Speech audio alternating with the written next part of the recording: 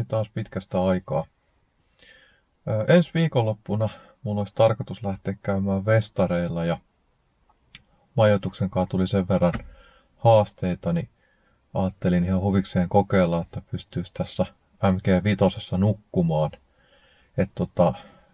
Tässä on semmoinen ongelma, että ilmastointihan ei pysy päällä kuin 10 minuuttia, jos se laittaa ohjelmoidusti. Ja mulla oli semmoinen ajatus, että jätän auton yöksi käyntiin ja otan ton valojen sulakkeen irti, niin ensinnäkin ne valot ei kuluta mitään virtaa ja toisekseen niin jokainen ihminen ohikulkeutus sitten kolkuttaa ikkunaa, että hei, et sulla on valot päällä. Niin meinasin kokeilla, että kuinka helppo se on pistää nuo valot pimeäksi tästä näin. Ja sitten meinasin ihan semmoisen testin tehdä, että auto saa olla nyt pari tuntia käynnissä, ilmastointi päällä. Mä näen vähän, että kuinka paljon se syö akkua.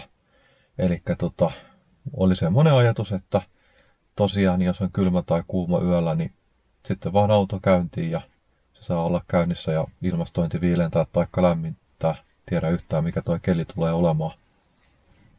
Ihana Suomen kesä. Ja autossa on myöskin semmoinen pieni haaste, että oletuksena kun ton takapenkin selkänojan kääntää, niin sehän ei todellakaan ole tasainen se lattia, vaan todella ärsyttävän mallinen. Mutta ainakin brittifoorumilla on kovasti ollut siitä juttu, että ton penkin alaosan kun nostaa irti, niin sen jälkeen se taittuu täysin tasaiseksi tuo lattia. Et ainut mitä varoittelevat, niin sanovat, että ekoilla kerroilla niin ne klipsit on tosi tiukat, että joutuu käyttämään voimaa. Ja sitten varoittelevat, että siinä kun joutuu käyttämään voimaa, niin on riski myöskin rikkoa ne piuhat, jotka tunnistaa, niin kun, että istuuko penkillä ketä ihmisiä kyydissä. Että täytyy varovasti kokeilla se irrottaa. Ja tuleepa nyt sitten samalla mitattua, että minkä mittainen ihminen tuolla mahtuu sitten nukkumaan, jos mä saan sen lattian tasaiseksi.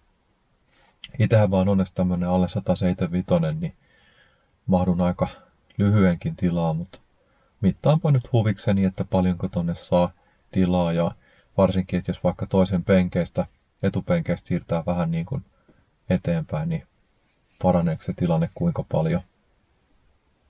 No sitten toinen juttu niin on semmonen, että mä tossa viime viikolla käytin nyt auton takuuhuollossa. Eli vaikka nyt ei varsinaisesti mitään rikki ollut, niin pyysin päivittämään ne uusimmat ohjelmistot tuohon autoon. Ja sen myötä auton pitäisi nyt tunnistaa ne kaikki 8 rengasta. Eli pystyy 2 rengassarjaa käyttämään nyt ilman mitään kikkailuita.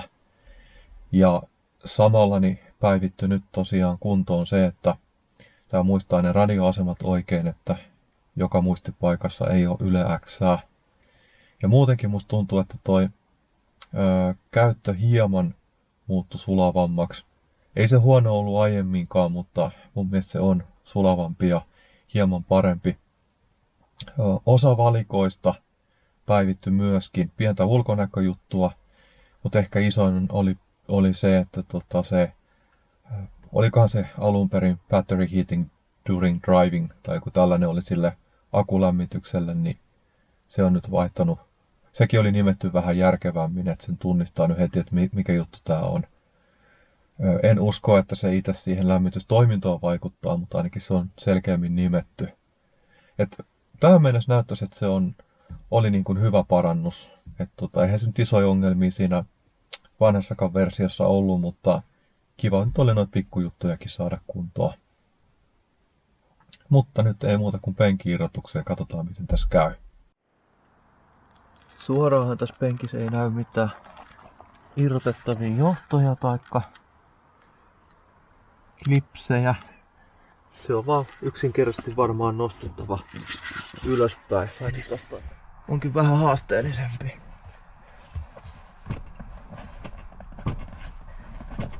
Okei, nää on tiukassa.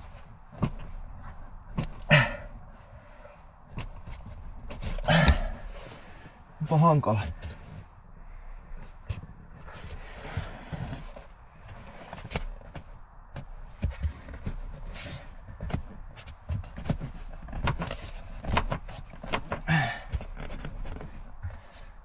Eipäs lähekkään tosta vaan. Onpas mielenkiintoinen.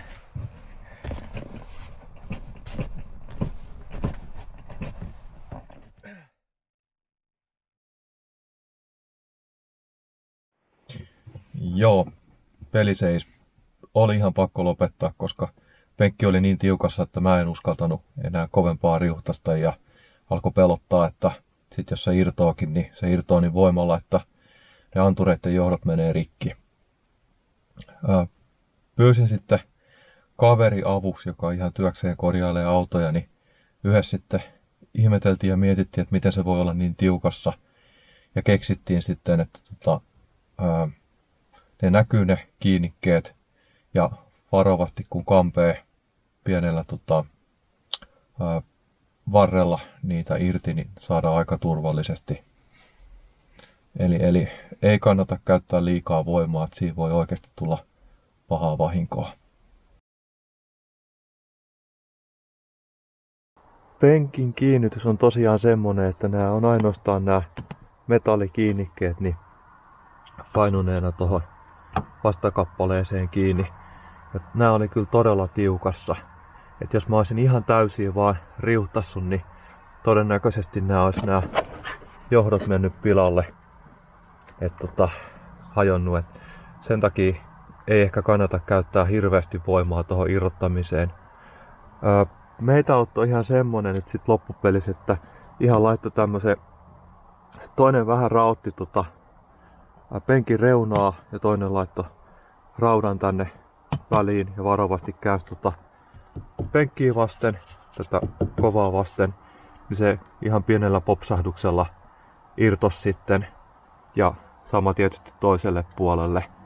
Niin mä luulen, että se on silleen turvallisin tapa se irrottaa, että jos kaikin voimi riuttasee ja sit kun se irtoo, niin melkein voi olla varmaa, että noi antureiden johdot on rikki.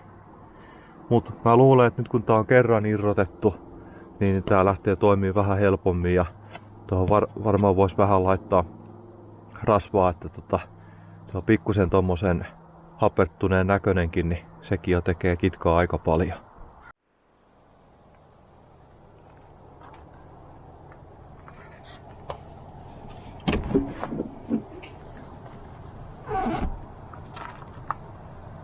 Nyt menee kivasti kyllä tasaiseksi lattia.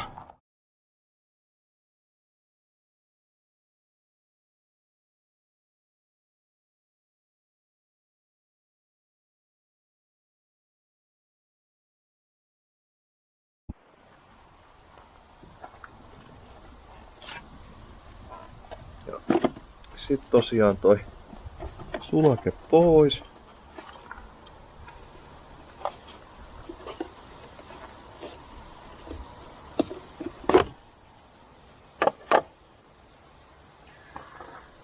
Se piti olla F37 muistaakseni.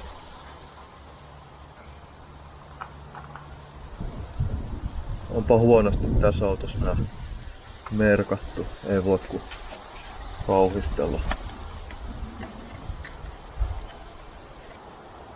Pihdit on hieman tiukassa. Eli F37 pitäisi täältä löytyä. Se on siis 3 tossa, rivis 10.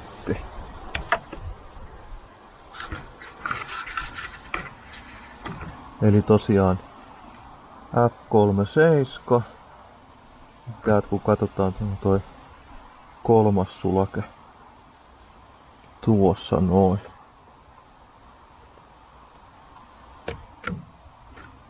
Noin.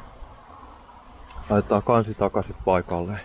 Ja auton valot on nyt tosiaan täysin sammuksissa. Muuten niitä ei näköjään saa pimeässä kuin ottamalla sulakkeen irti.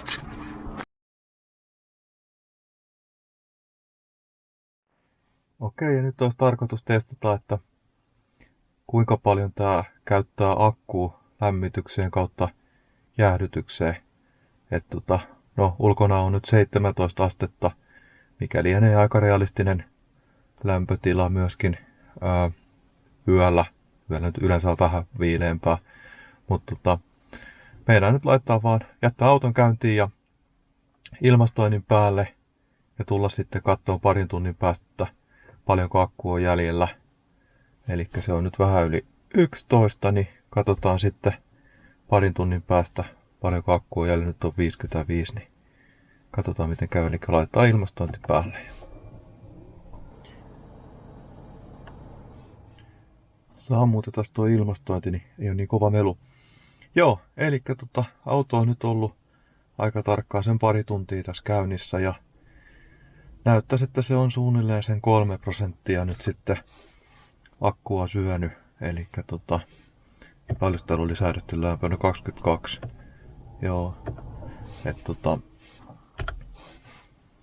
loppupelissä kun äkkiä laskee, että jos se on 3% per 2 tuntia, niin 4 tunnissa 6%, 8 tunnissa 12%.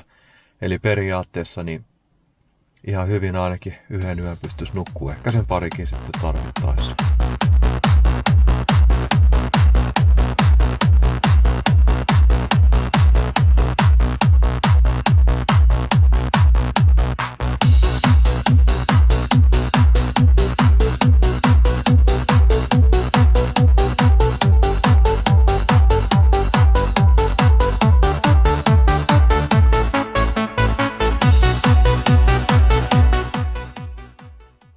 Okei, reissu on takana. Eli nyt tuli testattua, että kyllä MG:ssä niin tarvittaessa muutaman yön pystyy ihan kohtuullisen mukavasti nukkumaan 2 ihmistä. Ihan parasta ikinä se ei kyllä ollut. Ja no, ehkä ikävä juttu oli se, että sattui tosi märkä keli. Että se nurmikkoalue, missä auto oli ihan kuraliajua. Ja aina kun nousi autoon, otti kengät pois tuohon jalkatilaan, niin tuli semmonen kuravelli autoon sisälle. Ja no sitten toinen ihan pieni ongelma oli se, että siihen selkänojan ja takimaisen lattian väliin jää edelleen se pieni kohouma. Että jos olisin ollut järkevämpi, niin olisin siihen vähän lisäpehmustetta siihen väliin laittanut, taikka hankkinut vähän paksumman, kovemman patjan, niin sekin olisi ongelman ratkaissut. Et nyt lähinnä täytyy olla sitten tarkkana, että on tarpeeksi ylhäällä nukkumassa, niin se ei paina se kohouma siinä. Et pienellä parantelulla niin siitä olisi saanut vielä huomattavasti mukavamman.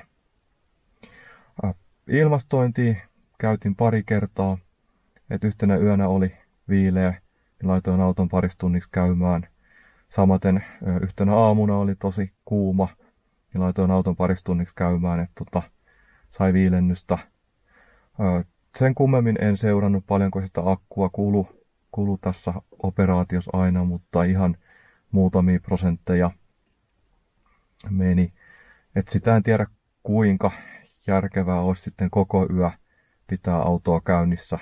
En tiedä onko siitä autolle mitään haittaa, mutta ainakin mulle riitti ihan hyvin toi muutaman tunnin sessio. Akku riitti ihan hyvin sitten kotiinkin vielä ajella reissusta. Kiitos kovasti katselusta, jos jaksoit tänne asti tätä mun videoa seurata. Peukuta, jos tykkäsit videosta, ja arvostaisin kovasti, että laita kanava tilaukseen, jos et ole sitä vielä tehnyt. Ei muuta kuin oikein mukavaa kesän jatkoa ja palaillaan taas. Se on moro!